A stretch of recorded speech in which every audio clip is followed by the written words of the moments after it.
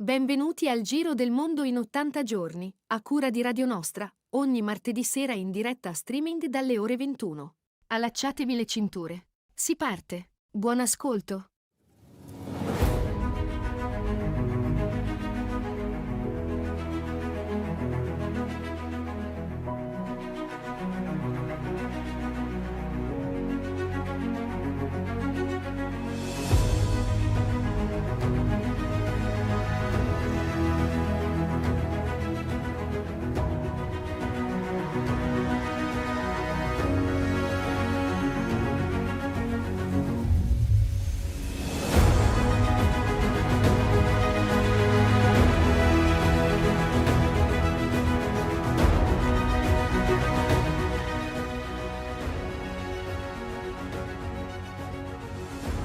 Buonasera a tutte e a tutti, eccoci qui per la 15ª puntata del Giro del Mondo in 80 giorni con la mongolfiera di Radio Nostra. Nel nostro cestello c'è Rossella. Ciao Rossella.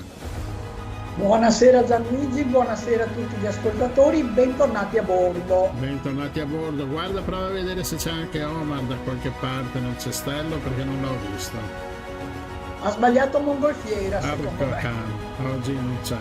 Allora andiamo subito col primo brano, che sarà di Samia, cantante romana, cui poi sarà nostra ospite verso la fine del programma, come ogni puntata dove ci mettiamo i nostri ospiti musicali. Mad at Me, il primo brano di Samia.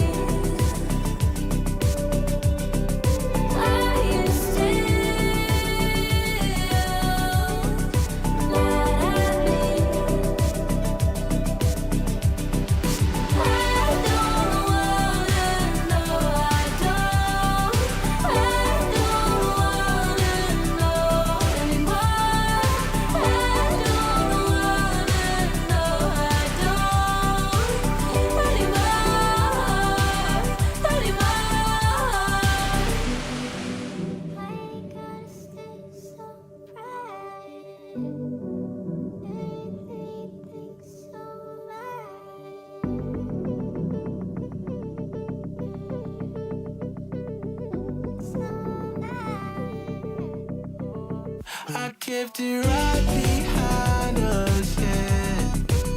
And I shouldn't have sit around here watching play with fire. That bitter taste, oh so sweet, so full of memories. Hey John, don't notice me. Didn't get shit, watch your feet keep going. Still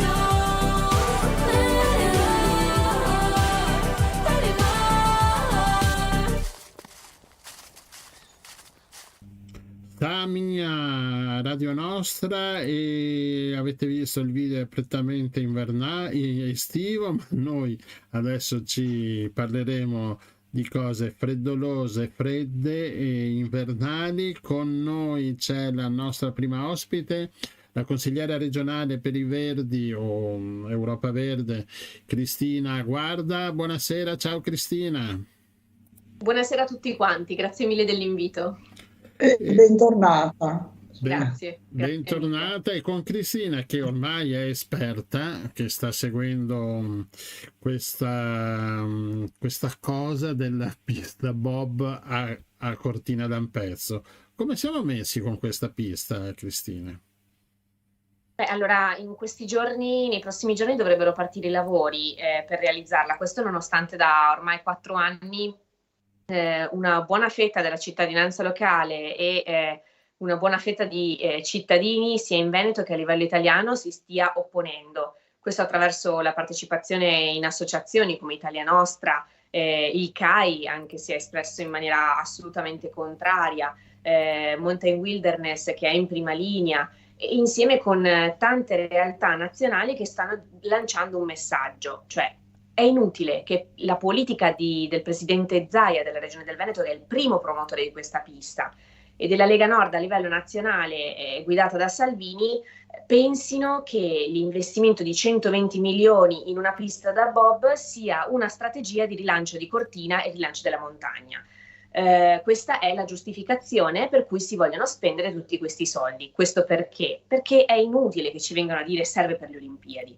Non serve per le Olimpiadi perché il Comitato Olimpico Internazionale, insieme con tutte le federazioni internazionali che rappresentano bob, skeleton e slittino, i 3 sport che vengono praticati su questo tipo di piste, fin dal 2020 hanno dichiarato alla Regione del Veneto, al presidente Zaia e poi a tutti coloro che gli hanno scritto, da me e i colleghi parlamentari di Alleanza Verdi Sinistra e di Europa Verde, insieme anche a tutte le associazioni che si sono espresse, il Comitato Civico di Cortina, che ribadisco rappresenta i cittadini cortinesi ampezzani che si sono opposti all'opera, a tutti questi soggetti il CIO e le federazioni hanno detto questa pista non sa da fare, questa pista non serve, perché abbiamo chiarito con le federazioni che una pista in più non aumenterebbe il numero di atleti impegnati in queste 3 discipline, non l'ha aumentato in passato realizzarle nelle altre sedi delle passate Olimpiadi, dalla Cina, l'ultima, fino agli Stati Uniti, fino anche a quelle europee, e non servirà quindi aggiungerne un'altra, specie in quest'epoca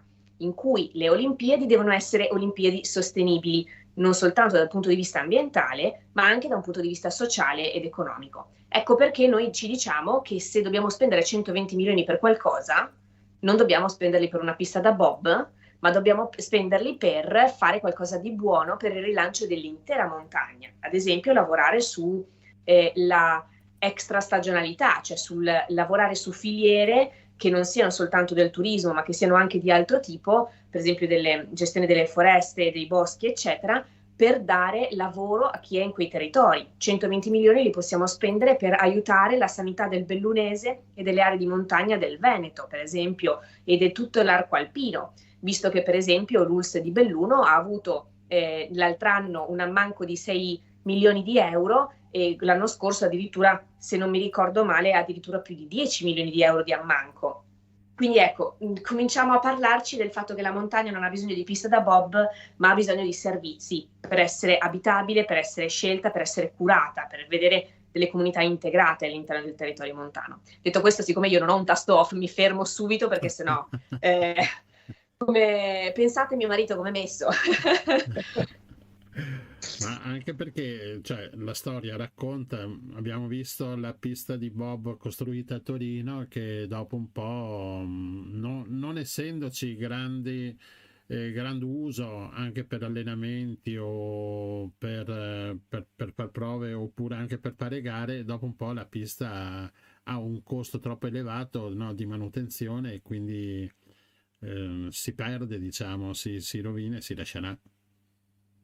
Sì, allora, tra l'altro, nel 2020 il Comitato Olimpico Internazionale scrisse proprio al presidente Zaia, mandandogli un documento confidenziale che ovviamente lui non ha reso pubblico, L'abbiamo reso pubblico noi di Europa Verde, perché nel lavoro che abbiamo fatto in Consiglio regionale abbiamo tirato fuori questa documentazione, una documentazione nascosta perché dava un messaggio molto chiaro. Diceva: guardate che abbiamo fatto dei calcoli, abbiamo visto che in media a livello mondiale, in media, una pista da bob perde all'anno almeno $700.000.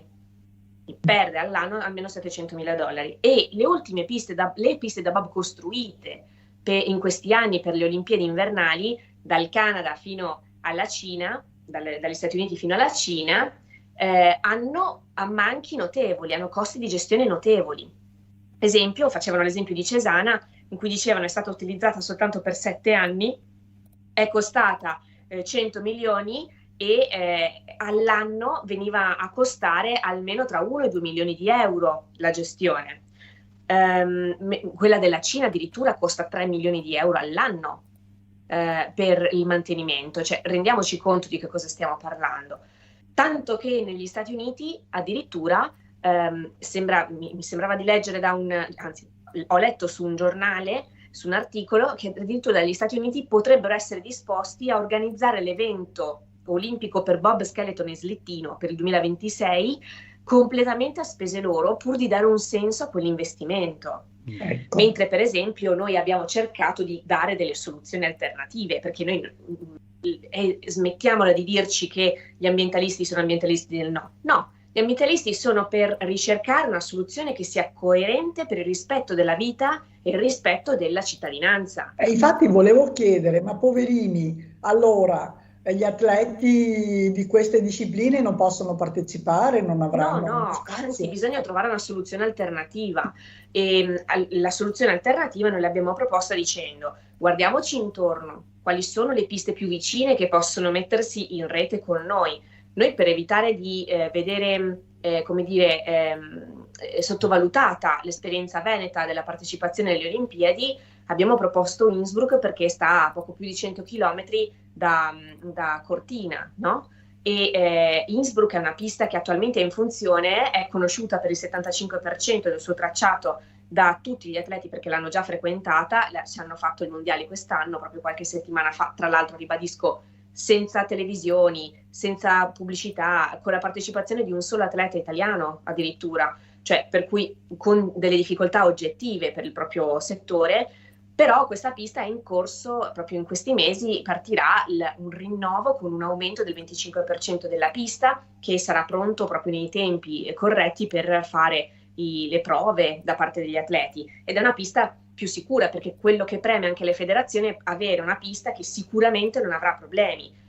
Cosa succede quando una pista viene fatta da zero e viene provata poco dagli atleti? Che può essere rischiosa per X motivi e, come in passato, può causare per la fretta anche delle morti. Per cui noi teniamo molto alla sicurezza anche degli atleti stessi. Non si può arrivare con la realizzazione della pista in zona Cesarini a fine 2025 sapendo che a febbraio 2026 abbiamo le Olimpiadi. Questo è quello che ci preme dire, che per noi sta al centro la sicurezza degli atleti, sta al centro la garanzia della spesa coerente di soldi pubblici, in un'epoca in cui, ribadisco, il presidente Zaia scrive, presentandoci il bilancio per i prossimi dal 2024 al 2026, ci dice: questi saranno anni di gravi rinunce, di importanti rinunce da parte, di importanti rinunce, solo che non specifica di chi, da parte di chi.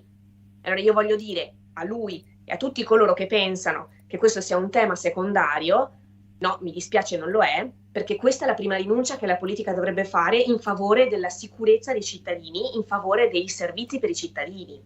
Ecco, questo è il messaggio che vorrei dare a chiunque sia scettico, a chiunque dica siete per il no. Addirittura noi siamo andati siccome nessuno ci dava informazioni in Regione del Veneto, il commissario, eccetera, nessuno ci dava dei dati certi rispetto alle informazioni che erano state utilizzate dalla Regione del Veneto per valutare le alternative tra Innsbruck e Cortina, siccome nessuno ci diceva da chi avevano ricevuto quei dati e altro, siamo andati noi a ricercare il sindaco di Innsbruck, visto che è un verde, è un membro del Partito Verde Europeo. Siamo andati da lui e gli abbiamo detto: ma voi avete ricevuto delle richieste di informazioni? No. Voi avete avuto dei contatti, questo nel 2023, 3. Voi avete avuto dei contatti con l'Italia? No. Chi è che vi ha dato, cioè vi hanno chiesto le informazioni che loro hanno inserito nei loro documenti? E mi fa, a noi direttamente non le hanno chiesti. Se no gli avremmo detto, guardate che sì, questo rinnovo che dobbiamo fare ci costa 30 milioni, ma lo mettiamo noi, la città di Innsbruck, lo mette la regione del Tirolo, lo mette anche lo Stato, quindi c'è, come dire, una copertura da parte degli enti dei costi di revisione della pista, di rinnovo della pista, e eventualmente noi possiamo fare un'offerta per organizzare l'evento, e quindi al posto di 120 milioni, se andassimo a Innsbruck, ne spenderemo 12 e mezzo, di cui 1,8 di noleggio della pista e il resto soltanto per l'organizzazione dell'intero evento, quindi materiale, attrezzature, sicurezza, tecnici e tutto il resto. Questo per me era una strada da percorrere, e se non era quella di Innsbruck poteva essere quella di St. Moritz con una pista naturale. E parli al passato, perché queste possibilità sono già tramontate? No, questa possibilità è ancora sul tavolo. Insieme, tanto che Fondazione Milano Cortina, nel suo comunicato di annuncio del progetto, dell'affidamento del progetto di realizzazione di una pista light, di una pista un po' meno carica, quindi senza le tribune, senza alcuni edifici, senza la copertura della pista. Rendiamoci conto che la pista è rivolta a sud, per cui pienamente sotto i raggi del sole, no? E quindi la copertura doveva servire per abbassare i costi energetici, che sono molto elevati.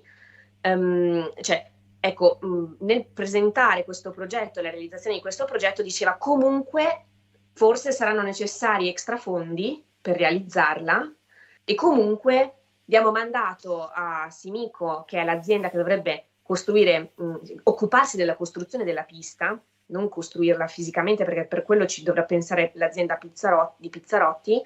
Ecco, noi affidiamo a loro, a Simico, il mantenimento di rapporti per verificare eventualmente un'alternativa per farla in una pista esistente. Cioè, quindi il principio è che loro fin da subito dicono non siamo certi di arrivare ad averla in tempo, e questa sarebbe l'assurdità. Cioè, spendere 120 milioni di euro messi da parte per le Olimpiadi per una pista che non riesce a essere pronta per le Olimpiadi. Questo per me è inaccettabile, sarebbe un danno erariale, siamo lì pronti con una denuncia alla Corte dei Conti, e per questo ci daranno da lavorare per i prossimi 2 anni, ecco, per controllare. Ma questo perché, insomma, le Olimpiadi sono già, mi pare, 2 anni, no? C'è stato l'annuncio delle Olimpiadi a Cortina Milano. Ma nel 2018 è stato fatto l'annuncio. Ecco, esatto, quindi in tutti questi anni che si è stati fermi per quanto riguarda la pista hip hop, non è che c'è sempre questo ripensamento da parte appunto dell'organizzazione, a parte anche dal presidente della regione Veneto Zaia, che aspettano per essere sicuri, quando vedono che insomma non ce la fanno, rinunciano e vanno ad Innsbruck? Allora, avrebbero fatto una più bella figura nel dirci già un anno fa, già l'anno scorso, no, guardate, i tempi sono davvero molto difficili, risparmiamo. Cioè, avrebbero fatto un'ottima figura così. Quello che a me fa molta impressione è vedere come si sia sicuri, cioè si vogliano proprio spendere qualsiasi tipo di risorsa, anche extra fondi, come dicevo prima, rispetto ai 120 milioni, per fare un'opera che doveva essere realizzata, cioè doveva avere già i primi studi di fattibilità tecnico-economica realizzati nel 2018, perché nel dossier di presentazione della candidatura la Regione del Veneto scrive all'interno del dossier, insieme con la Regione Lombardia, eccetera, che per la pista da bob sono già in corso gli studi di fattibilità tecnico-economica. Cosa che non era assolutamente vero. Solo nel 2021 la Regione del Veneto ha affidato i primi rilievi per fare questo documento, che è obbligatorio per legge. Quindi io mi domando, dal 2018 al fine 2021, novembre 2021, sono passati 3 anni, quasi 4 anni. Ok?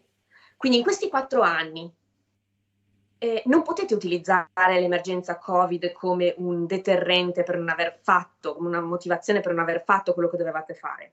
No, Uno perché quello 2 vale anni, sempre, il Covid vale sempre. 2018 e 2019 non c'era il Covid, 2020 nel bene e nel male le attività di studio sono comunque continuate nel 2020-2021, quindi la progettazione eccetera non potevano, cioè se ci tenevate per davvero l'avreste fatta.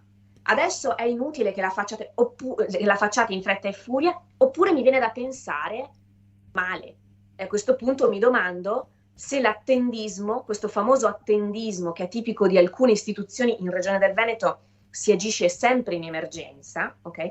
Non sia fatto proprio per aspettare l'ultimo momento, avere il commissariamento, quindi avere un commissario che mi fa bypassare Tutte le tutti i regole. controlli ambientali, tecnici, la trasparenza con la cittadinanza, cioè le valutazioni di impatto ambientale non sono state fatte, cioè sono state fatte delle conferenze dei servizi molto leggere e che hanno escluso la cittadinanza dalla partecipazione, cioè l'unica associazione che è riuscita a partecipare è stata Italia Nostra perché è andata in tribunale, non perché sia stata invitata a braccia aperte. Quindi il processo, dal mio punto di vista, mi sembra che sia fatto quasi appositamente per escludere partecipazione, trasparenza, tempi normali per fare le procedure così come la legge prevede, la normativa europea e nazionale prevedono. Io sono molto preoccupata da questo atteggiamento perché lo si vede nella pista da bob, ma rischiamo di avere questo come esempio di tante sottovalutazioni, ecco, di tanti attendismi che hanno portato poi a sottovalutare altri passaggi fondamentali. Ascolta, un'ultimissima cosa, da un punto di vista strettamente ambientale, cioè tutte le cose che hai detto sono importantissime, compreso che anche in questa regione, insomma, i tagli al welfare sono stati molto pesanti e quindi 120 milioni stavano bene anche indirizzati in altri ambiti, no? Ma da un punto di vista strettamente ambientale, però è neutra una pista da bob, che problemi ha? No.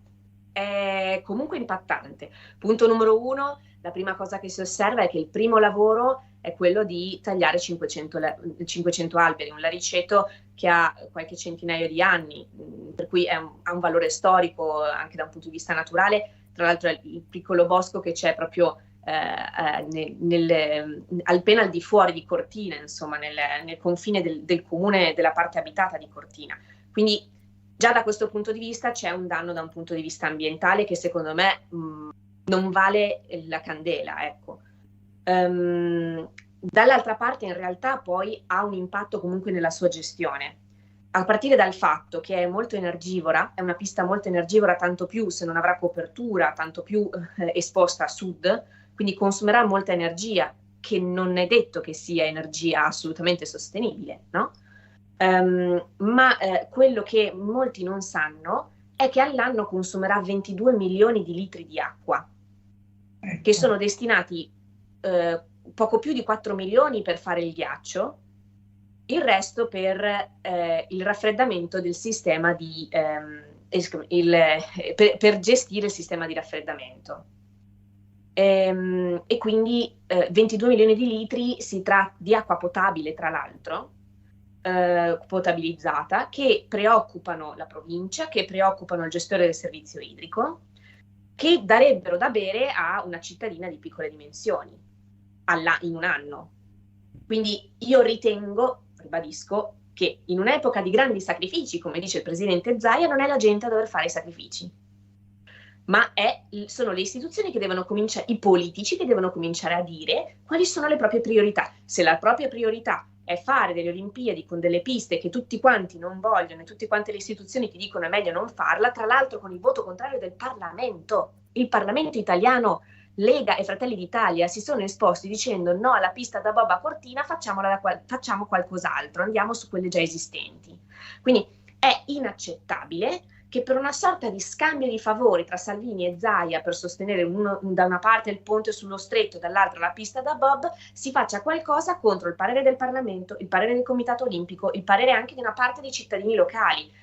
Nessun cittadino, nessun imprenditore mi può venire a dire che investire in una pista da bob, che tra l'altro verrà mantenuta dal comune o dalla regione, ma saranno comunque soldi pubblici destinati ad un'opera che non merita di essere finanziata, perché non fa ritornare alla comunità quello che serve per gestire l'afflusso di turismo, per qualificare il turismo, eccetera. Ecco, per me è inaccettabile, cioè non è possibile che ci pieghiamo di fronte ad una Lega che vuole costruire grandi opere e che probabilmente, insomma, avrà chiesto anche al favore a Pizzarotti di poterla fare, perché è l'unica azienda che tra l'altro molto spesso è impegnata nel fare grandi opere a livello nazionale, è l'unica azienda che, nonostante 3 chiamate alle armi con 3 bandi differenti, si è messa a disposizione per costruirla. Cioè, l'unica azienda che, tra l'altro, a quanto ho letto anche dai giornali, chiamerà degli operai norvegesi per venire a lavorare, per cui nemmeno si dà lavoro alla gente della zona. Cioè, la cosa è proprio, a me fa scoppiare il cervello, perché dico io, la ragionevolezza dov'è finita? Sì, basterebbe il buon senso tante volte, vero? Prima di tutti questi ragionamenti, magari sì. Va bene, Cristina, cioè non Va va male in bene, realtà, però... non va bene, ma noi stiamo allerta. Però noi continuiamo a manifestare. E perché manifestare è importante? Perché saremo a Cortina durante i lavori? Perché come cittadini ci stiamo organizzando, ci siamo organizzati, abbiamo fatto manifestazioni a Cortina, a Venezia, a Milano, perché noi vogliamo proprio tenere acceso questo lumicino, cioè vogliamo credere in politici che sanno fare la scelta giusta, sanno fare la scelta in un sacrificio personale, magari di immagine personale, però capendo che molto più importante è dare priorità alle esigenze, alle emergenze del cittadino, della vivibilità, del benessere del proprio territorio.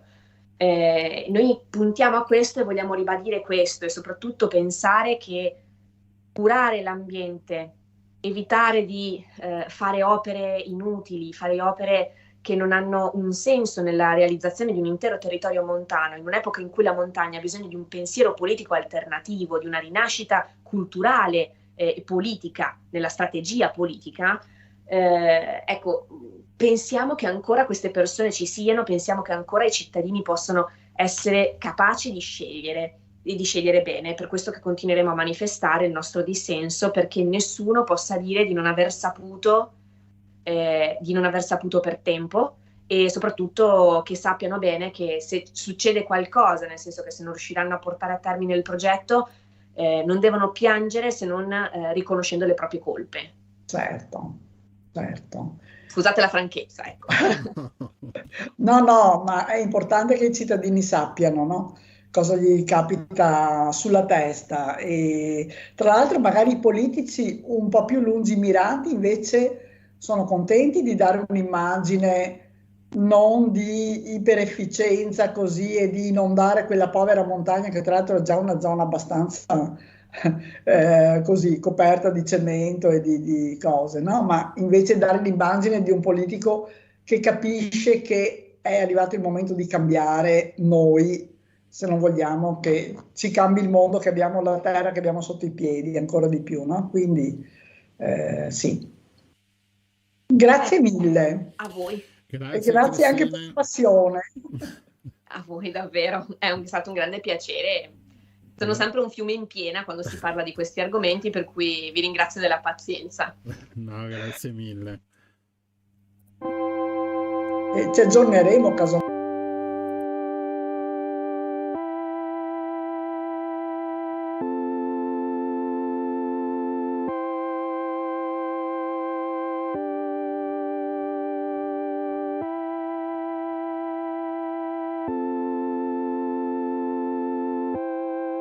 They're gonna have a baby. I'm thinking about Texas. I dreamt I was pregnant. I woke up with my guard down. You were next door with Gigi. Cocktails for breakfast. Walking her groceries back to the main house.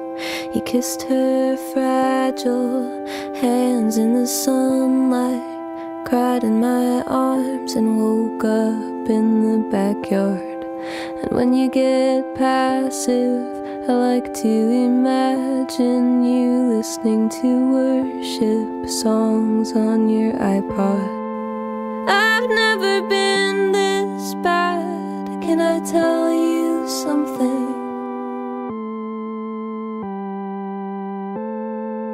I've never felt so unworthy of loving.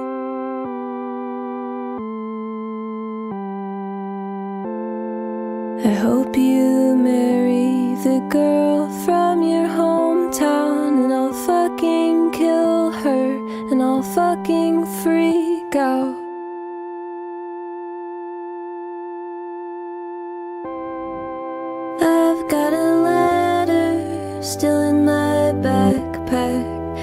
from the St. Paul Police Department.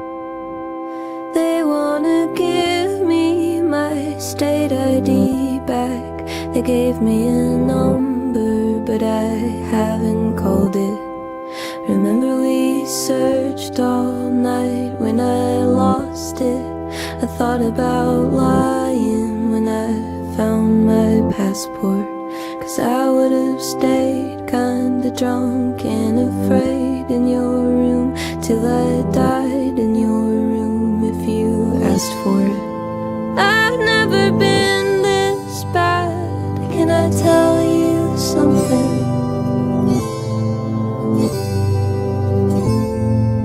I've never felt so unworthy of loving.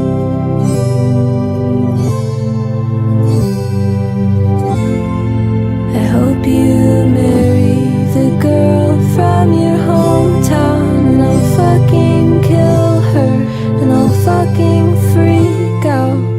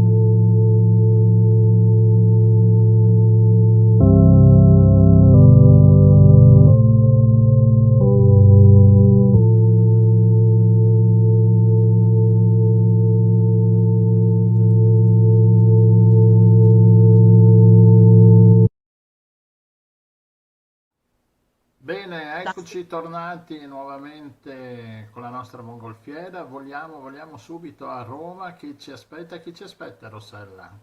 Ci aspetta Federica Ferrario, che è la responsabile della campagna. Prego, Federica. Sì, grazie a tutti e a tutti per l'invito. Responsabile delle campagne, mi manca un pezzo. Responsabile campagna agricoltura. Agricoltura, ecco, scusa, perché mi venivano varie parole, ma non erano... Responsabile di Greenpeace. Greenpeace. Scusate, prima che iniziamo vi dico una cosa perché Allora, aspetta, sto avendo problemi col rifacciamo. computer.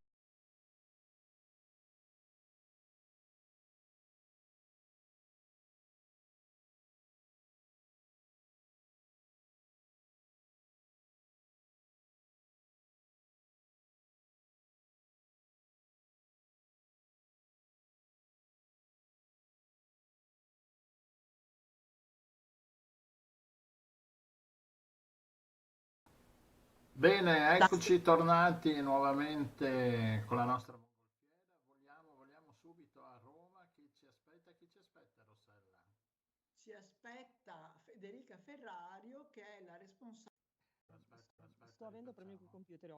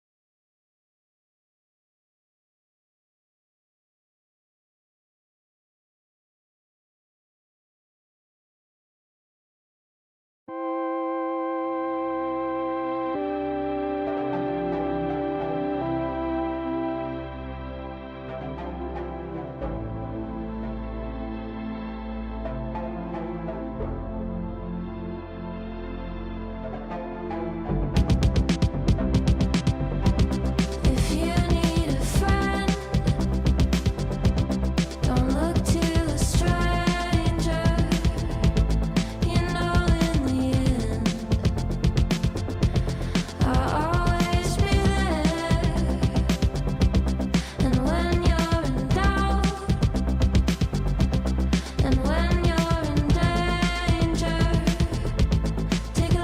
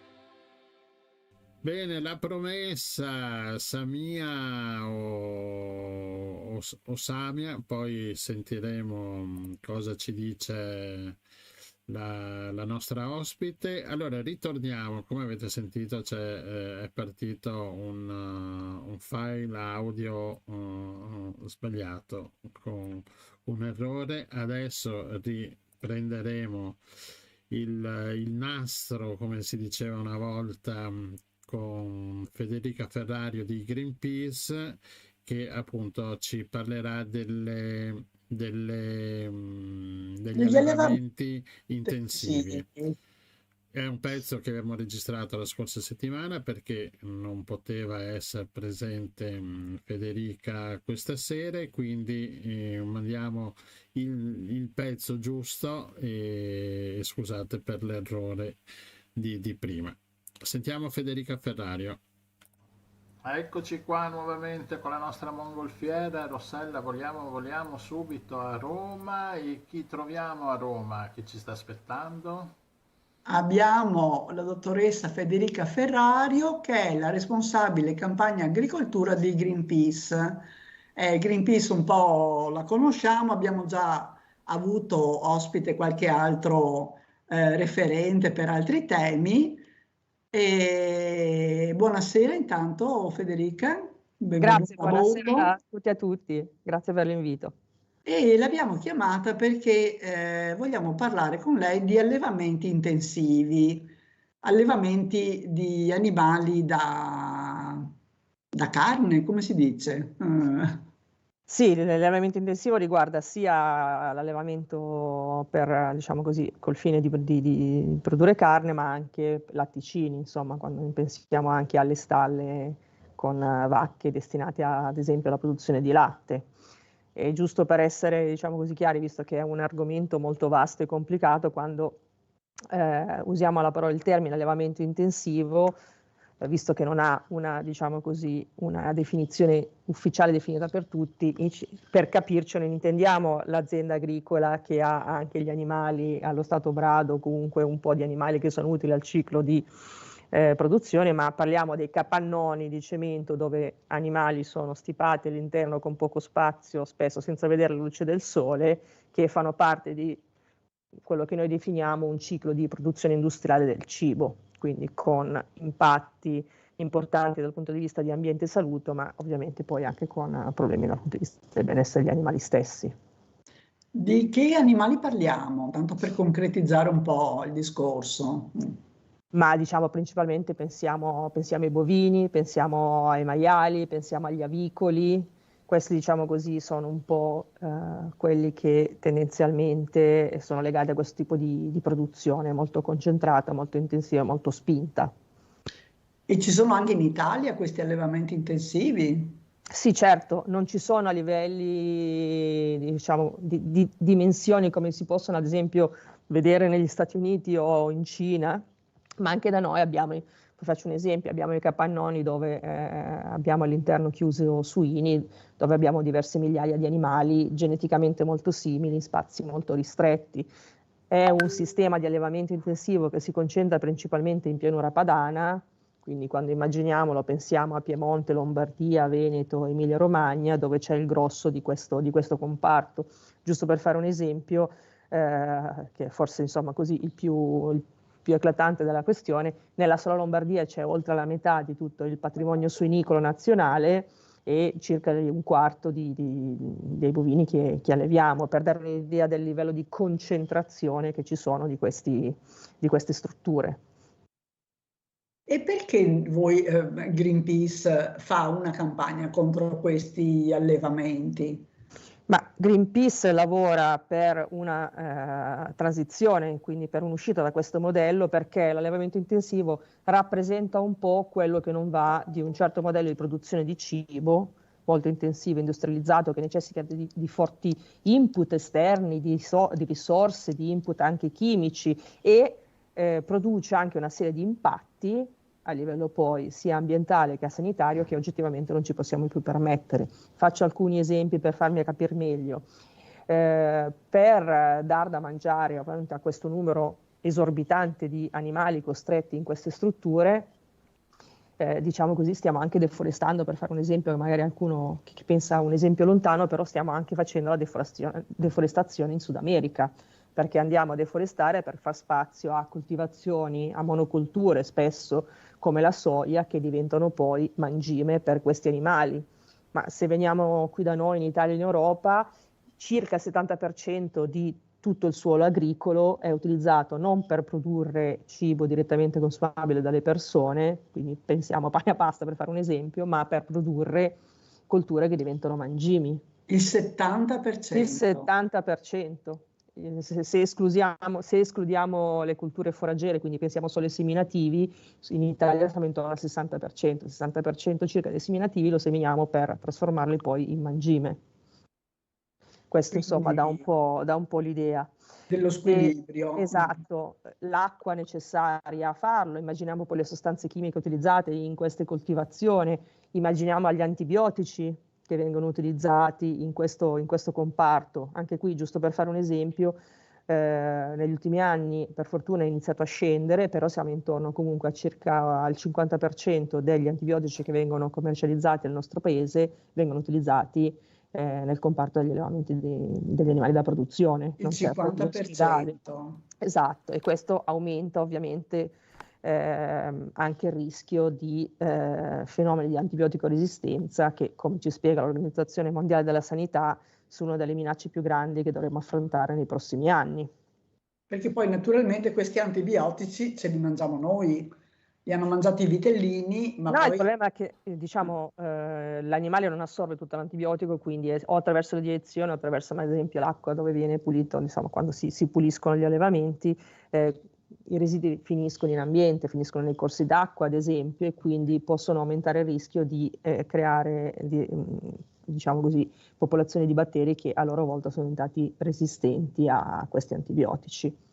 Ma anche... le emissioni sono diverse, perché poi bisogna pensare ad esempio appunto alle deiezioni stesse, no? Di tanti animali così concentrati in poco spazio, vuol dire che ad esempio vanno a inficiare per una eccessiva presenza di carichi di azoto e quindi anche il problema dei nitrati nelle acque, oppure la classica cosa quando andiamo in campagna e sentiamo quell'odore acre è odore di ammoniaca, quell'ammoniaca che viene liberata in atmosfera si va a interagire con sostanze che trova in atmosfera e dà il via alla formazione delle polveri fini, le polveri sottili, il famoso PM2.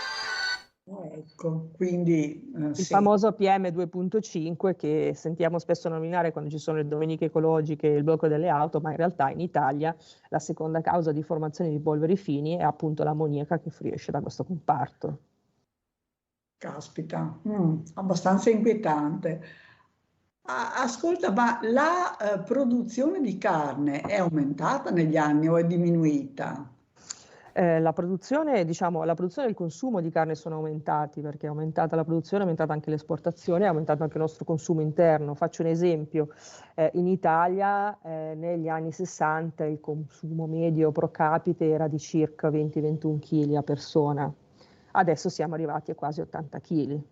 Cioè 4 volte tanto. Si è quadruplicata e questo cosa vuol dire? Oltre ai problemi che abbiamo già menzionato brevemente, dal punto di vista ambientale crea anche dei problemi di salute aggiuntiva, nel senso che è troppo questo consumo, insomma, ci fa male. Noi dovremmo stare invece fermi alla dieta mediterranea che ci vendono un po' in tutto il mondo perché è più salutare, quindi avere una dieta che principalmente è di base vegetale, quindi anche con legumi, insomma tutto quello che è legato a questo tipo di alimentazione, e il consumo di prodotti di origine animale dovrebbe essere un po' visto come un'eccezione, no? Un qualcosa a cui fare accesso, insomma, ad avere accesso. Domenica, non come una volta. ad esempio, il classico pollo arrosto. Ci fa male anche dal punto di vista della salute, e poi perché stanno aumentando anche tutta una serie di patologie che sono legate appunto a una dieta che è troppo ricca di prodotti di origine animale. E parliamo anche di patologie serie, tra l'altro, sì, quindi... Sì, stiamo un po' prendendo il modello americano, gli Stati Uniti sono un po' forse il paese dove se ne consuma di più in assoluto, riescono ad arrivare addirittura a picchi di 200 kg l'anno a persona, una cosa inaudita, e è il paese dove a livello di diabete, malattie cardiovascolari, cancro, insomma legato a questo tipo di diete sbilanciate, ovviamente stanno diventando sempre più comuni. Però lo stesso negli Stati Uniti vedo che ci sono delle campagne in alcuni quotidiani importanti, insomma, proprio a favore della dieta mediterranea, con le ricette, con le indicazioni, quindi, insomma, noi abbiamo un tesoro nella nostra tradizione culinaria e lo stiamo un po' snobbando stranamente perché in realtà c'è anche un problema, no,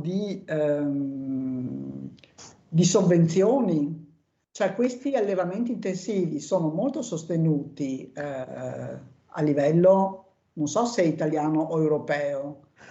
Guarda, è un problema un po' generalizzato dell'agricoltura, diciamo così, dei paesi cosiddetti ricchi, nel senso che i sussidi che vengono elargiti al settore, andando poi a vedere nel dettaglio i numeri, ci accorgiamo che vanno a sostenere le realtà più grandi e intensivi rispetto a quelle più piccole, con magari invece una produzione più attenta e più sostenibile. E questo è un po' il paradosso di questo modello. Più le aziende sono grandi, più prendono soldi indipendentemente da quello che producono. Faccio questo esempio perché quando andiamo a pensare appunto che il 70% del suolo è destinato a produrre colture che diventano mangimi invece che pane o pasta, è subito facile immaginare e capire che anche lì arriva una grossa fetta dei sussidi.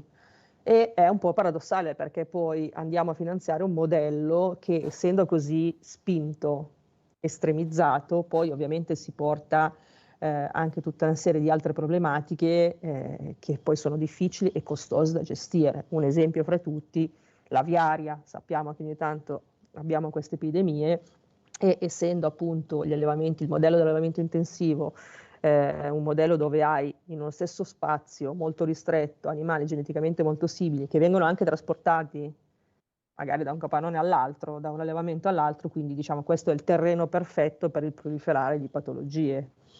Certo, Infatti, patologie che vanno anche poi a riflesso magari a quegli allevamenti che sono più sostenibili e quindi dopo anche loro poi devono abbattere degli animali che magari loro non hanno queste patologie, insomma non riescono a crearle. Sì, esatto, diventa più difficile poi ovviamente gestirlo. Esatto. E va bene, adesso non abbiamo parlato della sofferenza degli animali, però insomma c'è anche quello, nel senso che poi qualcuno si chiede, siamo sicuri che ci farà bene mangiare dei prodotti che derivano da una sofferenza così, adesso proprio in modo egoistico, non per dire povero maialino o povero vitellino, ma siamo sicuri che ci farà bene mangiare un prodotto che arriva da un animale che per una breve vita che ha avuto, perché poi sappiamo che sono animali destinati a vivere brevemente, e poi ha sofferto così tanto. E poi insomma leggevo che questi animali quando vanno al macello se ne rendono conto benissimo. Beh, diciamo sì, purtroppo c'è poi anche questo aspetto, nel senso poi a seconda, cioè ovviamente ci sono differenze fra specie e specie, però mi viene da pensare ovviamente ai maiali perché sono animali, diciamo così, che hanno appunto un'intelligenza molto sviluppata e quindi si rendono benissimo conto di quello che sta succedendo, ma mi viene da pensare anche ad esempio ai capannoni dove abbiamo centinaia di migliaia di ad esempio polli concentrati e nel giro di 35 giorni vengono letteralmente ingrassati e vengono poi mandati al macello con 35 giorni, è un tempo veramente infinitesimale, dà l'idea di come più che un animale viene visto come un oggetto quasi da pompare, scusatemi il termine, diciamo così, anche poco carino. Quindi sì, c'è anche un lato della sofferenza animale non da poco, ma appunto in questi contesti dove accennavamo brevemente prima, poi si arriva anche a utilizzare forti quantità di farmaci veterinari perché appunto le condizioni sono veramente ovviamente borderline. Quindi la soluzione è quella di mangiare assolutamente meno carne possibile, meno carne, io la chiamo implastificata dentro queste vaschette di polistirolo col cellophane e magari di cercare, se si vuole mangiare carne, quegli allevamenti un po' più sostenibili dove tengono in vita, fanno l'animale in un allevamento un po' più di benessere per l'animale stesso, no? Sì, diciamo che un po' la parola d'ordine dovrebbe essere meno e meglio, cioè dobbiamo mangiarne di meno di questi prodotti, bisogna appunto quando si fa questo, diciamo così, questa eccezione andarle a cercare che sono appunto frutto di una produzione diversa, proprio qualitativamente diversa, che qualitativamente diversa vuol dire per tutti, anche per l'animale stesso, di provenienza, e renderci conto che appunto il pianeta Terra è uno e quindi sono risorse limitate, finite, non infinite, e quindi dobbiamo cambiare un po' il modo in cui produciamo, quello che produciamo e anche quello che consumiamo. Quindi dobbiamo un po' rimetterci nell'ottica di tornare a diete che ci fanno anche più bene, quindi che ci danno meno problemi di salute, quindi principalmente a base vegetale, ma che non vuol dire diventare vegetariani o vegani, vuol dire solo ridurre, ritornare a un livello di consumo che sia sostenibile da tutti i punti di vista, quindi di salute ma anche di ambiente. Non ultimo, non dimentichiamoci anche l'aspetto climatico, perché è un tipo di produzione che ovviamente ha impatti anche dal punto di vista poi di gas climalteranti e quindi insomma è un altro elemento che va anche a contribuire ai cambiamenti climatici che poi diventano lo stesso, un po' anche il problema dello stesso settore. Perché i bovini emettono un sacco di gas, no? Beh, i bovini sì, sono forti emettitori di metano, ad esempio. Metano. Ma è tutto, diciamo così, ma in sé, è il sistema in sé, no? Che implica una serie di emissioni, perché si deve andare ovviamente a far spazio per creare aria disponibile per pascoli o per monoculture, per produrre mangimi, ovviamente tutto un sistema che va a aumentare le emissioni in generale. Le stime della FAO a livello mondiale danno intorno al 14%, diciamo così, la responsabilità degli allevamenti rispetto alle emissioni climalteranti. Quindi non c'è che da ridurre per stare meglio e per far stare meglio anche l'ambiente che per ora ci accoglie. Sì, ma anche i nostri stessi agricoltori e allevatori, perché spesso in questo modello, in questo sistema attuale dove nonostante gli aumenti del prezzo che vediamo ovviamente anche dei prodotti alimentari come stiamo vivendo nell'ultimo periodo, comunque il prezzo di questo genere di carne, per fare un esempio di carne, non rappresenta e non tiene conto di quelli che sono gli impatti che abbiamo anche a livello sanitario, ambientale e in esterno. Quindi andare a ridurre questo consumo vuol dire farci anche un piacere a noi, ma andare a aiutare la transizione di questo sistema, di questo modello, e quindi permettere anche agli allevatori di non essere costretti in un ingranaggio dove o producono sempre di più o il massimo possibile per stare a galla, perché non riescono neanche a ottenere una remunerazione dignitosa per stare a galla, perché appunto sono parte di un sistema industriale che non è sano da nessun punto di vista. Una transizione verso invece un modello che riduca in quantità, aumenti la qualità e paghi il giusto prezzo, riesca a remunerare il giusto prezzo, permetterebbe appunto anche a questo comparto di stare più, di fare un respiro e lavorare sì, ma lavorare sempre senza, diciamo così, la paura di dover chiudere baracca e burattini da un giorno all'altro, perché non è in grado ad esempio di potersi più comprare risorse agli input che gli sono necessarie, perché da un giorno all'altro hanno cambiato o triplicato il prezzo. Certo. Sì. Anche perché un pollo arrosto che costa 1,50 €, insomma dobbiamo domandarci un attimino il perché costa così poco, quindi Ecco, da eliminare problema, subito. esatto, una domanda andrebbe fatta. Esatto. Va bene, allora meno è meglio e seguiamo Greenpeace e in bocca al lupo e buon lavoro per tutte le vostre attività.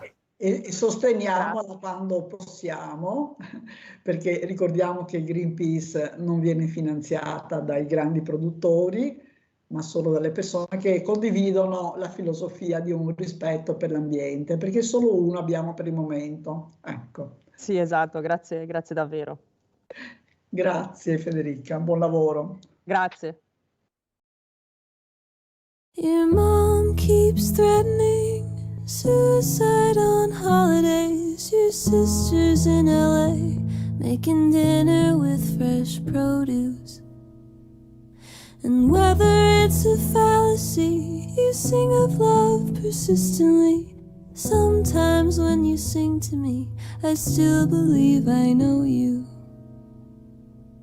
How am I supposed to wanna hear it anymore?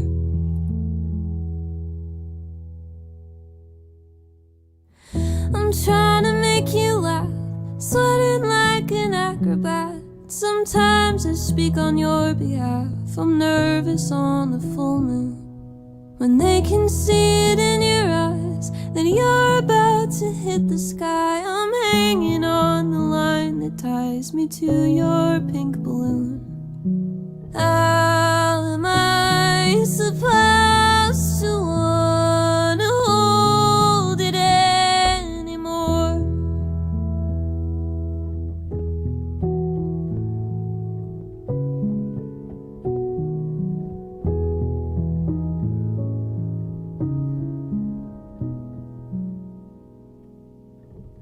I know exactly when it turned into an accident. In the bathroom, it was in the stars, or wine, or it was late. But I must have let you down, 'cause somewhere between then and now, I broke a promise that I didn't even know I made. How are you supposed to wanna love me anymore? How are you supposed to wanna love me anymore?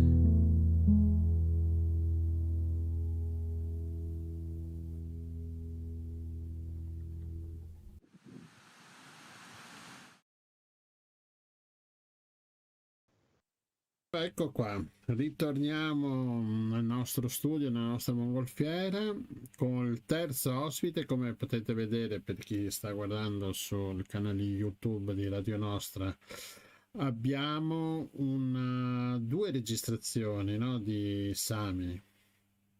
Sì, che ci ha mandato i giorni scorsi, l'ultima è di ieri e la precedente è di 3 giorni fa.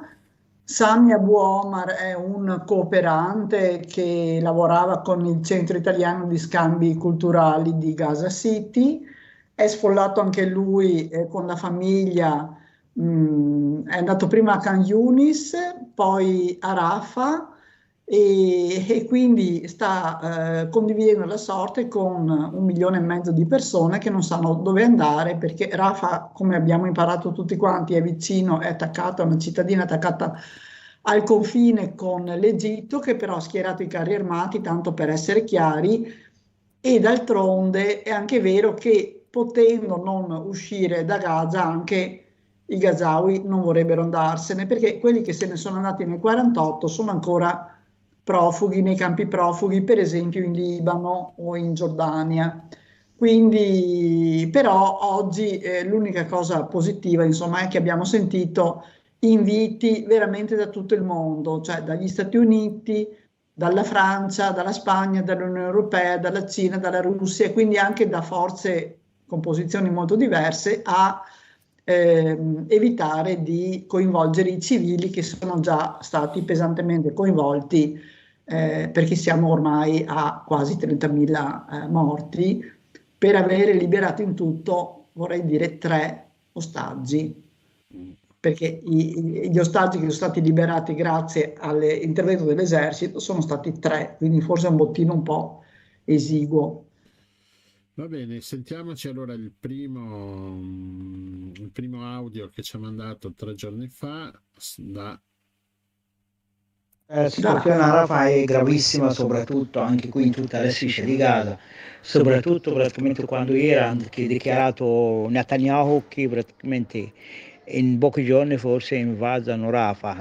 La situazione a Rafah è molto gravissima, soprattutto perché ci sono 1,5 milioni di sfollati, gente sta uno sull'altro, se invadano Rafah praticamente sarà un massacro, minimo saranno più di 1.000-3.000 vittime al giorno, perché la gente sta dappertutto e Rafah è strapiena perché 1,5 milioni in una piccola città praticamente che è una superficie soltanto 10 chilometri praticamente quadrato, è una cosa gravissima dove sta la gente uno sull'altro. Situazione ancora sempre più peggio, soprattutto sul livello sanitario, perché non stanno entrando aiuti sanitari, non ci sono gli ospedali. Ora a Khan Younis erano 3 ospedali, ora sono stati attaccati dagli israeliani, sono usciti fuori uso perché la gente a Khan Younis, perché le zone dove c'erano gli ospedali erano all'inizio dichiarate come zone protette e sicure, però ora l'esercito israeliano con i carri armati già praticamente fa assedio intorno praticamente all'ospedale della Mezzaluna Rossa palestinese, o praticamente lì dove c'è l'ospedale di Amal, un altro ospedale si chiama Nasser Hospital, lì ci sono ancora i carri armati vicino con l'ospedale e lì ci stanno tanti feriti, ci sono anche gente malata, ci sono anche tanti sfollati dentro queste cose.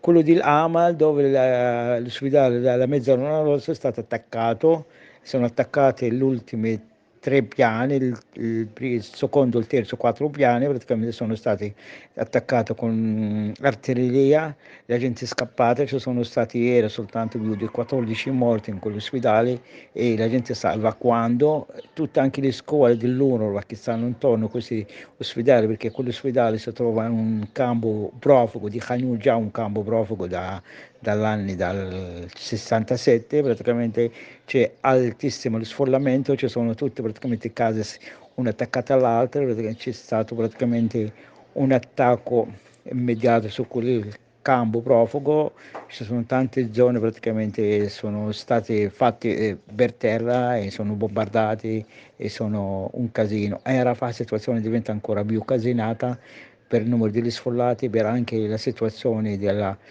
clima, soprattutto perché siamo in pieno inverno dove la gente non si trova praticamente dove pararsi praticamente di quel freddo e dalla pioggia, perché c'è il massimo c'è una tenda, quello che è più fortunato c'è una tenda di stoffa impermeabile, quell'altra gente sfortunata hanno il pezzo di plastica con un pezzo di legno e tutte quante.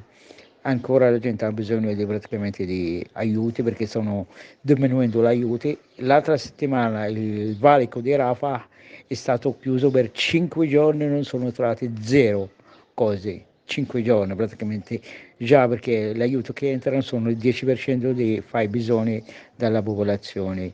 E un'altra cosa praticamente gravissima rimane qui, che c'è la gente disparata, praticamente camminava per le strade e non sapeva cosa praticamente a fare o come, perché tutti praticamente traumata, forse qui abbiamo il 100% della trauma e nessuno praticamente pensa, non ha, ora non siamo, la gente non può pensare anche al futuro perché il massimo il sogno di ognuno di noi è di avere una tenda dove proteggersi, mentre prima sognavano le macchine, sognavano la villa, sognavano i bambini, praticamente il sogno ora di un bambino chiede cosa è il tuo sogno, ti chiede avere un pezzo di cioccolato, avere una frutta, avere qualcosa, perché queste cose banali non se le trovano. E noi praticamente, soprattutto anche le nostre giovani, praticamente prima pensavano di viaggiare, di andare, ancora di pensare praticamente, a pensare praticamente a stare bene e domani svegliarsi è vivo, perché le università saranno già distrutte, le scuole sono già distrutte, e e non è rimasto quasi niente per cominciare a ricostruire tutto quello ci vuole minimo 10 anni perché si torna alla vita, alla normalità. Situazione sempre gravissima e speriamo che le cose migliorano. Questa è la situazione a Gaza. Ecco, abbiamo sentito il primo audio di Sami, andiamo a sentire anche il secondo, che il secondo è stato inviato da... Ieri da Rafa, e la colonna sonora è un po', sì, inquietante, ma insomma. Sentiamo. La situazione a Rafah è molto drammatica, soprattutto stanotte è stata praticamente una notte molto difficile dove nessuno è riuscito a dormirsi perché tutta la notte stavano praticamente bombardando. Ci sono entrata anche una forza speciale israeliana dove nella zona al centro della città di Rafah, dove sono entrati, hanno liberato 2 prigionieri, sono da nazionalità argentina e uno di 60 anni, altro di 70 anni. Durante le operazioni bombardavano via terra, aria del mare e hanno ucciso 105 persone. La situazione è ancora più drammatica, tutta la gente, nessuno è riuscito a dormire, pensavano che è stata invasa Rafah, perché questa gente stanno preparando praticamente anche qui a Rafah stamattina, mentre io camminavo per le strade, la gente stavano praticamente raccogliendo le loro cose, praticamente smontano le tende, non le sanno dove. Ci sono gente che vogliono andare verso Deir el-Balah, altre zone, perché non dicono ancora non c'è un posto sicuro. La situazione è ancora molto drammatica, ci sono invasioni praticamente anche dalla parte est da Rafah, c'è situazioni più drammatiche, la gente non sa cosa fare, cosa devono, perché la gente stavano lì,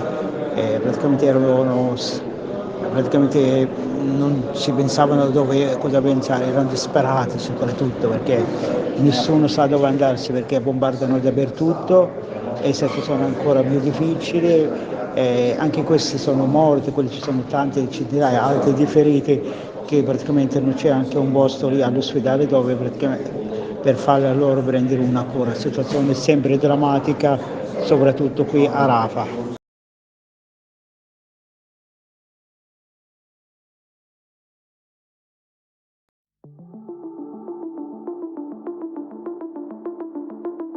Non voglio ancora storie, lo so, cerco risposte in tutte queste ansie, mi perdo in 1000 stanze. Sono la stessa e non cambio mai, sono cambiata poco a poco, ho bruciato i guai. Tu che continui a farmi sempre bye, io che rispondo vaffanculo ai. Che non le voglio le tue voglie distorte, non le voglio le tue pare contorte. Siamo a terra e non temiamo la sorte, stiamo in aria e non temiamo la morte. Beviamo forte come i Vaghenzar, gridiamo al cielo ancora un altro sbaglio.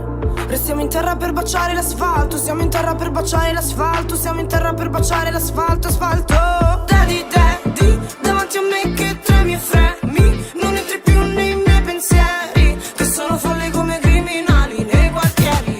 Se mi vedi, facciamo a gara per restare in piedi, lancio per l'aria tutti i tuoi dineri, che sono sporchi come i tuoi pensieri, sotto i veli. Non voglio le tue storie, io qui che spacco porte, sono tra vie distorte, scalza sopra le rocce. Sono cambiata e qui non cambia mai, la stessa storia si ripete ma non cambia. Vai, se io ti ricordo che sono i tuoi guai, tu che mi dici tanto ormai lo sai, che tanto poi lo sai, che non le voglio le tue ansie risolte, e non le cerco le tue pari contorte.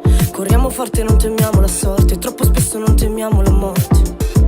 Puntiamo al cielo per restare poi in alto, qui anche il cielo a volte rischia il collasso. Guardiamo in cielo per puntare poi in alto, siamo in cielo e non perdiamo l'asfalto. Guarda in alto e guarda mentre poi salto. Daddy, daddy, davanti a me che tremi e fremi, non entri più nei miei pensieri, che sono folli come criminali nei quartieri.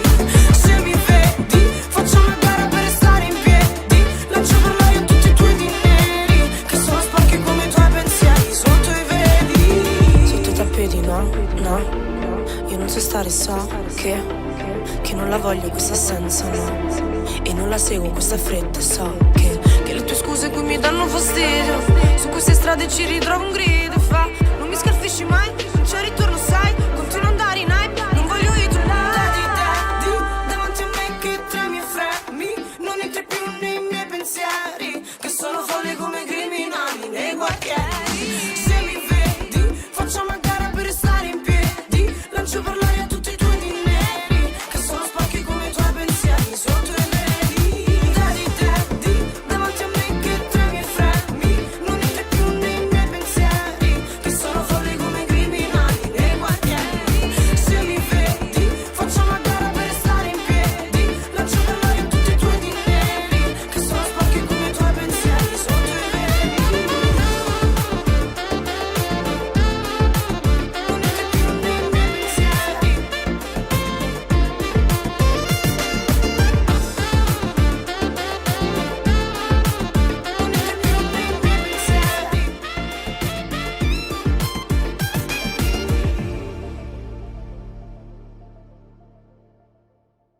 Asfalto, l'ultimo pezzo di Samia, di cui ce l'abbiamo ospite nella nostra mongolfiera. Ciao Samia, buonasera.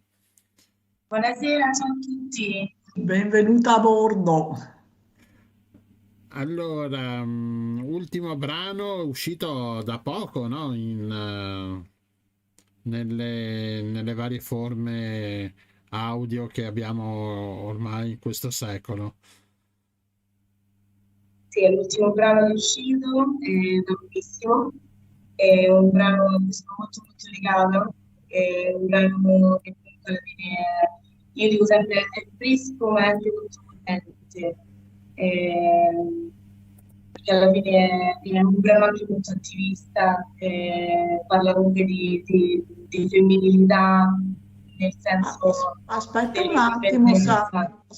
aspetta un attimo che c'è l'audio un po'. Prova a parlare più vicino al telefono, indipendentemente dal video, non c'è tanto. Provo a mettere, aspettate, provo a mettere una cuffia. Prova a mettere la cuffia, vediamo se si sente meglio, perché avevamo l'audio che andava e che veniva, una ridondanza dell'audio.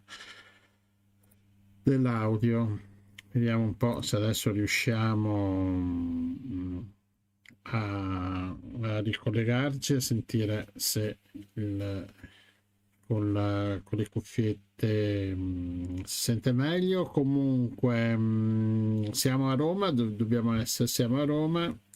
Samia, mi viene in mente da dire Samia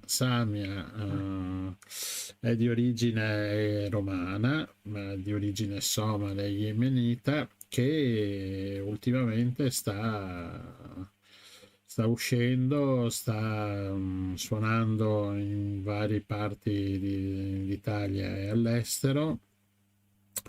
Ha aperto i concerti di Lazza, di Matteo Paolillo, di Mara Sattei, di Massimo Pericolo, di Big Mama, dello Stato Sociale. Insomma, si sta muovendo, insomma, abbiamo visto anche i suoi brani, in gran parte, abbiamo messo gran parte in inglese, ma ne ha preparati anche vari in italiano, come l'ultimo, appunto, Asfalto. Vediamo un po' se c'è di nuovo, se riusciamo a ricollegarci con lei. Oggi abbiamo un po' di qualche problemino tecnico e d'altronde sai, vecchia 100 la radio. anni, 100 anni e un po' li dimostra. Sì. Sì, la radio è vecchia, ha 100 anni in Italia, ma sono 150 da quando Esatto. il nostro amico ha scoperto Ha inventato, forse, perché anche lì c'è, naturalmente, come anche per il telefono, sì, non si sa bene, ma noi vogliamo credere che sia stato il nostro Marconi, naturalmente, ci piace di più di Nikola Tesla. Sì, in effetti là, 150 anni fa, una piccola radio nei vari paesi che funzionava, da là ha fatto i primi passi, ha scoperto questo modo di tramutare in audio la parte elettrica e il trasporto di questa parte elettrica, perché è trasformati in onde. E sono 150 anni, 100 per quanto riguarda il nostro canale audio italiano, che è stato molto, tra l'altro, è stato uno degli elementi di grande novità del fascismo, che da questo punto di vista ha dimostrato di essere molto moderno, di saper usare un mezzo che era nuovo, che era un mezzo è nato un po' prima, diciamo che non erano neanche ancora preparati all'uso della radio, perché era una novità.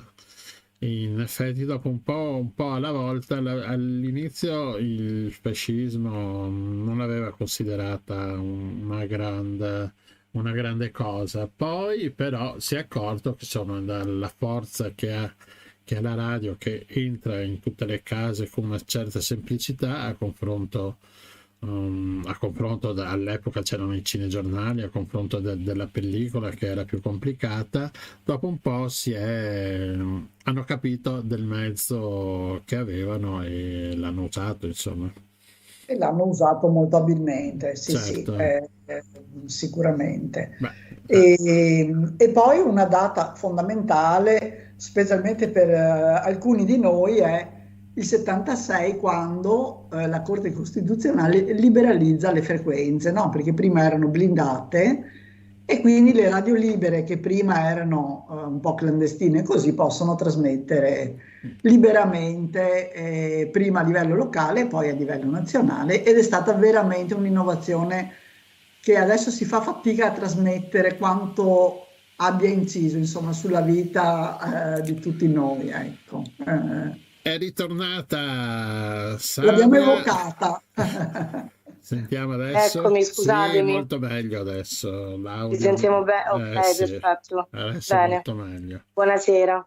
Ciao. Allora, insomma, avevamo un po' detto che insomma è un paio d'anni che stai calcando i vari palchi in Italia e all'estero. Sei a Roma, no? Sì, Sì, sì, esatto, sì. sei a Roma Nella e città eterna. come ti trovi a Roma? Insomma, è facile entrare nel mondo della musica stando nella capitale? Questa è una bella domanda, una domanda che non mi ha mai fatto nessuno, in Ecco, verità. Ehm, Roma è una grande città, no? Lo sappiamo bene, è anche dispersiva, è sì. dispersiva anche a livello artistico e anche per noi artisti. Ci sono tante cose, tante realtà, però magari rispetto a Milano, che io dico Milano invece è una piccola Roma, quindi Milano ci si ritrova di più magari, no? Io infatti sono una di quelle romane un po' atipiche che ama Milano, per esempio, a me piace tantissimo Milano. Bisogna, sì, è un po' più difficile qui a Roma trovare la propria, non la propria dimensione a livello artistico, però è talmente grande che comunque alla fine ci sono talmente tante cose, quindi sì, No, perché non appunto, più difficile, ci vuole più tempo semplicemente. forse sì. Perché siete in tanti e tanti anche bravi, perché insomma noi scopriamo grazie ad Agnese all'agenzia Plus Press che ci aiuta a scoprire i nuovi cantanti, insomma siete tanti da Roma, ma anche tanti bravi, Sì, sì. siete veramente bravi. Cosa che insomma è un po' più difficile trovare fuori, forse a Napoli si trova altrettanto, no? Questo mondo canoro. Io penso che alla fine tutto il mondo è paese, no? Come si dice, che è la frase, uno dei detti più scontati. Quindi Roma ha delle cose, ma anche a Napoli ci sono tantissime belle cose, come anche al nord, come anche in Sicilia.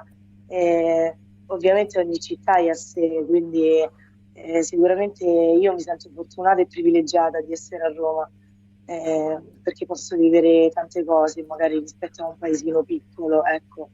Però in tutta l'Italia, come in tutto il resto delle altre parti, ci sono tantissime cose belle che si possono trovare, ecco. Ascolta, tu hai iniziato cantando subito o anche suonando qualche strumento?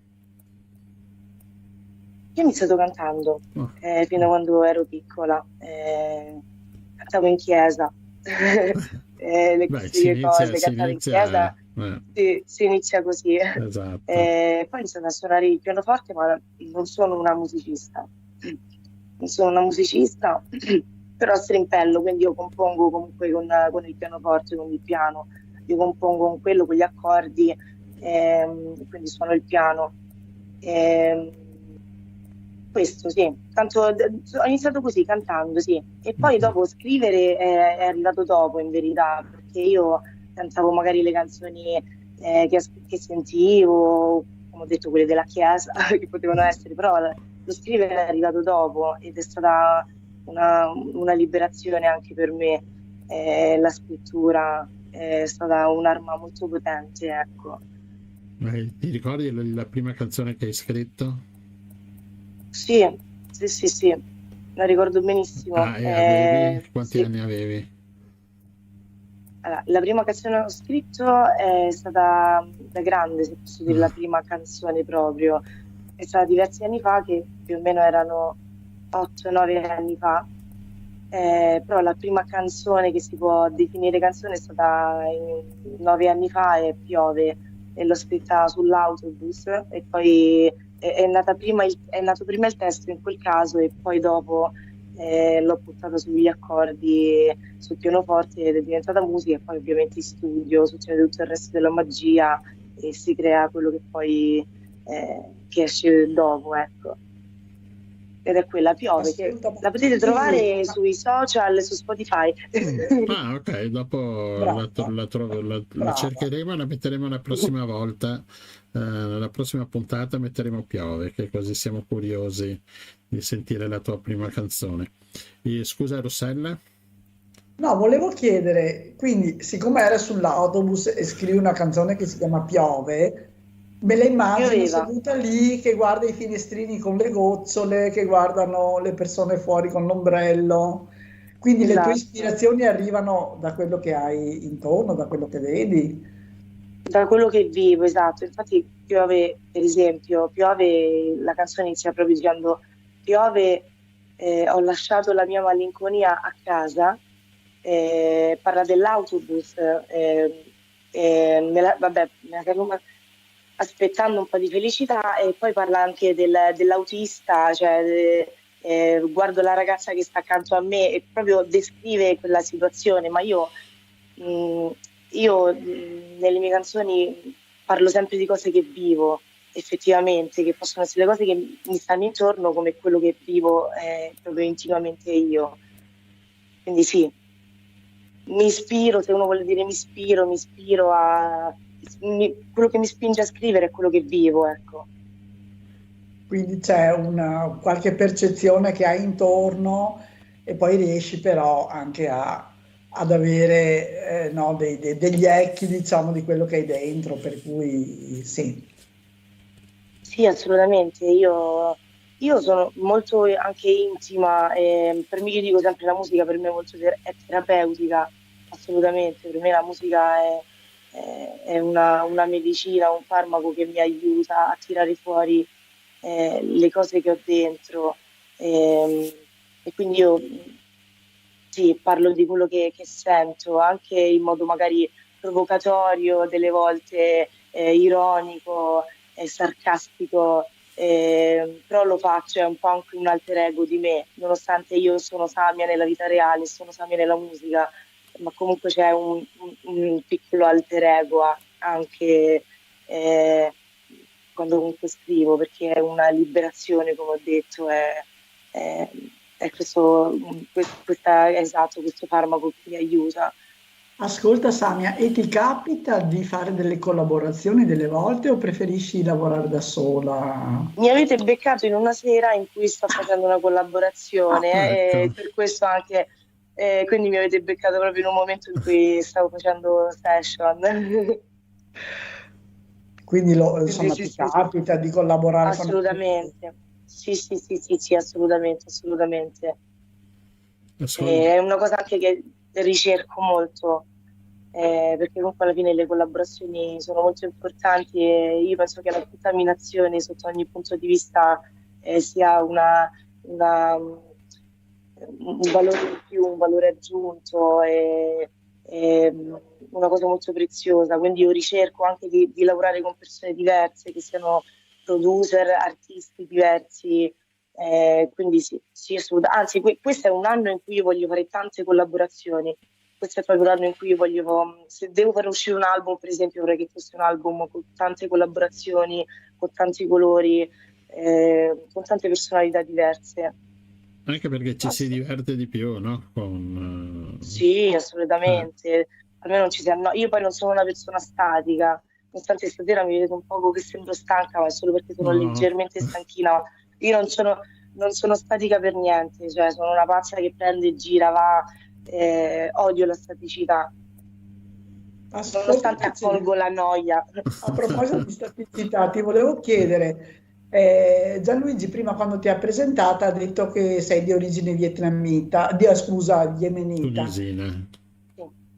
Yemenita. Yemenita. Yemenita. Somale e yemenita, sì. Ah, ok. C'è qualcosa della cultura dei tuoi genitori, perché tu così a occhio sei anche nata in Italia, per cui, ma della cultura dei tuoi genitori, dei loro paesi di origine, che sono paesi molto diversi anche da un punto di vista sonoro, così dell'espressione artistica. Ti è arrivato qualcosa o hai curiosità verso quel tipo di cultura musicale o sei o no, o le senti estranee e basta? Allora, assolutamente non le sento estranee. Parto dicendo che io comunque alla fine sono cresciuta con una famiglia italiana perché sono stata adottata all'età di 3 anni, quindi ho avuto anche, non ho avuto la possibilità di poter conoscere in profondità la mia cultura, ecco, da vicino. Poi sento ovviamente, perché io penso anche che la biologia, proprio la chimica nel mio sangue, lo sento che scorrono delle vene. Sono incuriosita moltissimo, infatti mi interesso molto alla sonorità di quei posti e di tante altre cose perché sono una ragazza molto curiosa.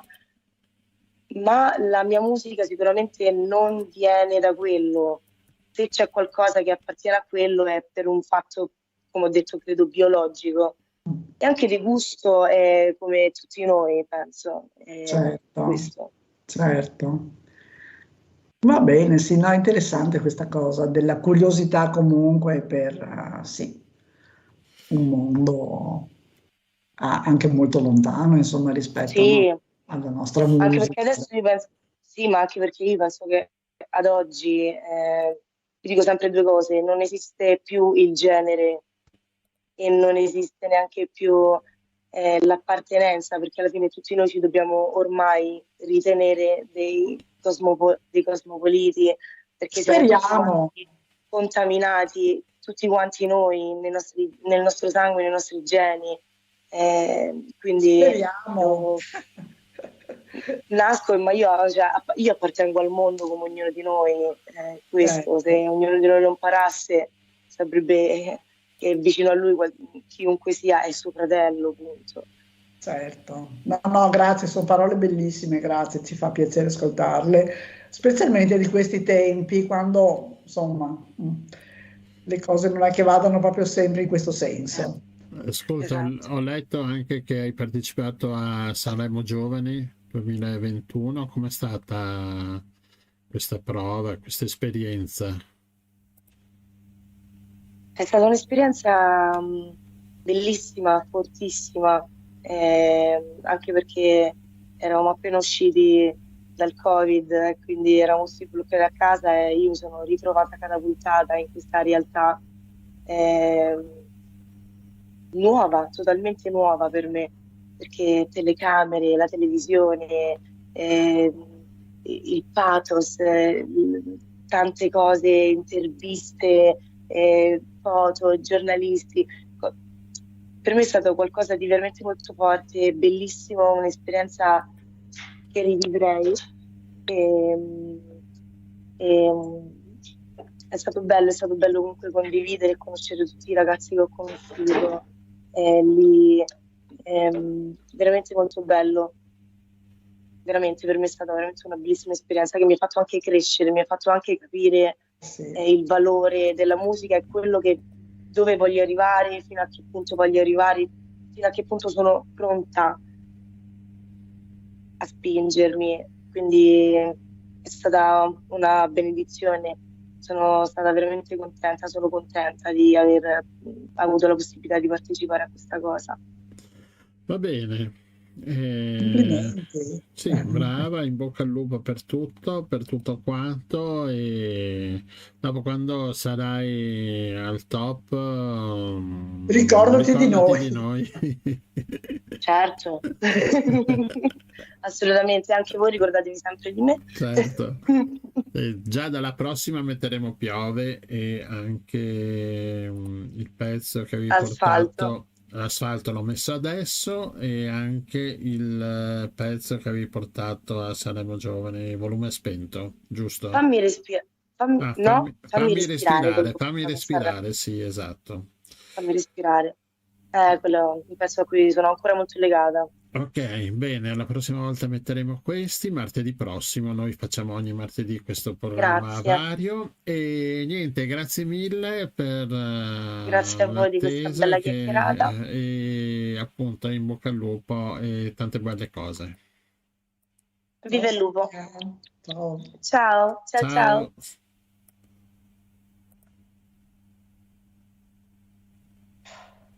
È andata.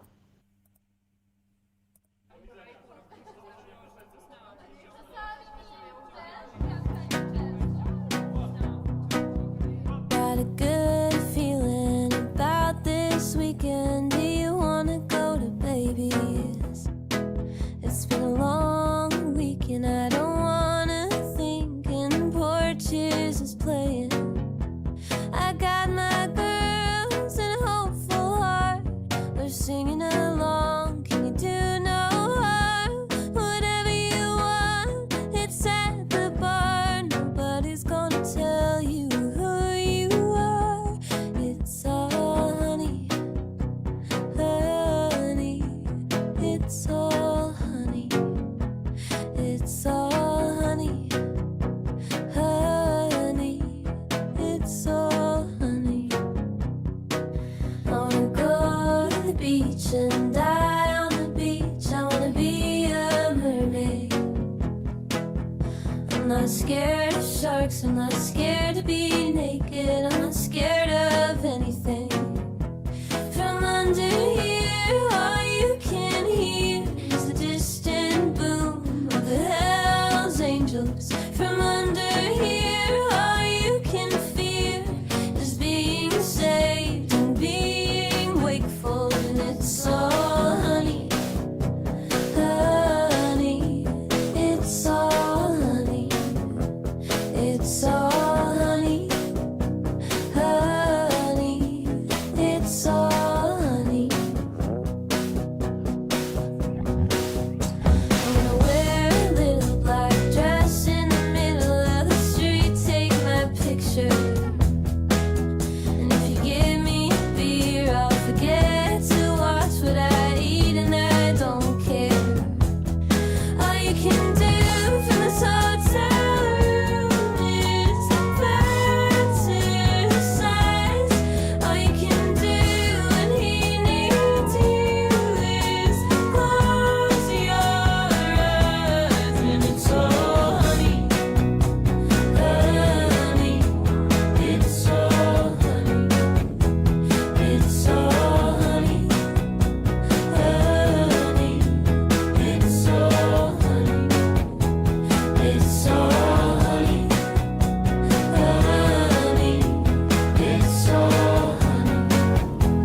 It's all honey, honey. It's all honey. It's all honey, honey. It's all honey. It's all honey, honey. It's all honey. It's all honey, honey.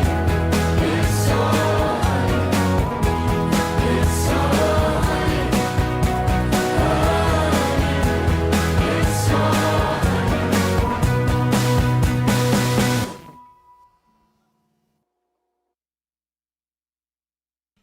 Ecco qui, con questo brano finiamo la nostra traversata in lungo e in largo per l'Italia. Siamo già andati ben oltre al nostro,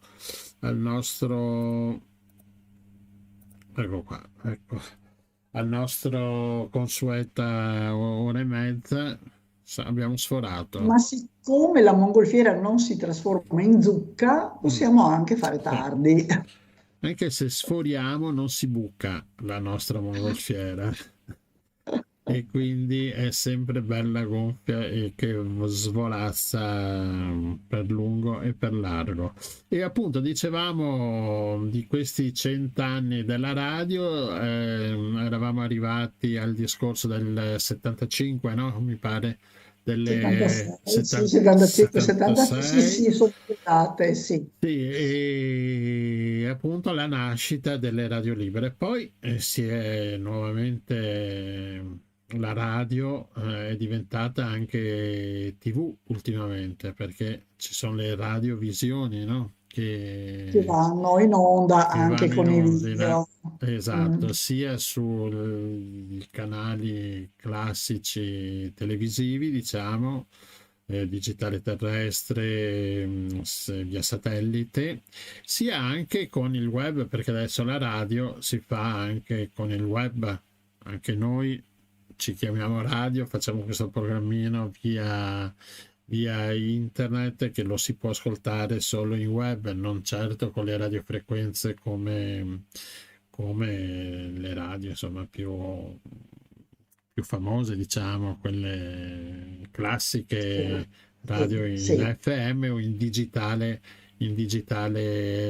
audio, il DAB, digitale radio, che ha avuto una trasformazione anche nella qualità del suono molto, molto avanzato. E c'è questa trasformazione, adesso c'è la radio web, ci sono i podcast, un altro modo, diciamo, di fare radio. Quindi quando è uscita la televisione sembrava, come succede sempre, che doveva morire la radio, ma forse è più bella e giovane. Forse le ha dato invece una spinta. Esatto, Beh, sì. tanto si dice che la radio è morta, no? Invece è più viva che mai e lotta insieme a noi. Sì. Perché tra l'altro ci sono alcuni appassionati, insomma, che scoprono queste radio molto particolari, dalla radio dell'ospedale o del carcere, per cui trasmettono in pratica solo, per esempio in Inghilterra, da dentro un ospedale e tutti i pazienti possono parlare, eccetera, a radio nella foresta amazzonica, radio nei villaggi africani dove non ci sono tanti mezzi di comunicazione, dove spesso ancora la rete dei cellulari non c'è, e quindi comunicano con queste onde corte e sono radio che a volte hanno avuto anche un ruolo molto importante da un punto di vista sociale, per esempio anche per mettere in collegamento, non so, gli abitanti di un villaggetto con la struttura sanitaria, o anche per motivi politici, per organizzare delle proteste, per dare informazione agli agricoltori, per esempio. Sentivo in qualche villaggio africano sulle previsioni del tempo. Sembrano stupidaggini perché noi abbiamo 2 milioni di mezzi a disposizione, ma per chi invece non ha una rete internet e ovviamente non ha la televisione, può essere molto importante, insomma, no? Avere le previsioni del tempo e sapere come andrà la prossima settimana, se puoi fare le semine o no. Ecco, certo, quindi c'è anche la radio dei supermercati, se sentite che va, ci sono le varie radio che ogni supermercato ha il suo brand, ha la sua pubblicità all'interno della propria radio, che come dicevi via internet, potremmo dire che era la vecchia filodiffusione. Ti ricordi la filodiffusione che andava via cavo telefonico?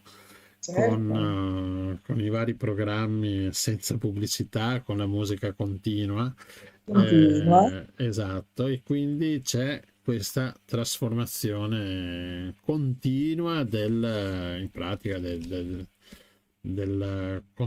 contagio audio, insomma, che c'è E anche bello perché continuano a vivere una accanto all'altra forme molto diverse, alcune tecnologicamente molto avanzate, altre molto rudimentali, come dicevamo, così le onde corte, però e convivono tutte allegramente, senza farsi troppa concorrenza, senza aver bisogno di grandi introiti pubblicitari, E come dice il nostro caro amico, amo la radio perché libera la mente. Esatto, chissà come sarà fra una decina d'anni con l'ausilio dell'intelligenza artificiale la radio, ma lo vedremo. Farà tutto lei da sola? Ma Parlerà. ecco, scusa, e fammi spezzare anche una lancia Sì. in onore dell'autoradio, perché anche quella è stata una cosa meravigliosa, Certo, l'autoradio. l'autoradio, sì, insomma, che poi anche adesso è cambiata perché nell'autoradio c'hai, oltre al fatto del digitale, hai tutte le informazioni sia del traffico e delle notizie, no? Perché se vuoi impostare la tua radio che ad ogni momento, quando ci sono delle varietà di traffico, si accende e ti dice le varie notizie. Forse un po' ansiogena questa cosa, ma insomma dall'epoca in cui si scendeva dalla macchina e si estraeva l'autoradio e ce la portavamo dietro in tutti i locali se non la rubavano, diciamo che è passato un po' di acqua sotto i ponti. Beh, visto allora questo passaggio, ti ricordi che c'erano negli anni, cos'erano, i 70-80, queste radio gigantesche che ognuno andava via, che costava l'ira di Dio di batterie che ti portavi sulle spalle.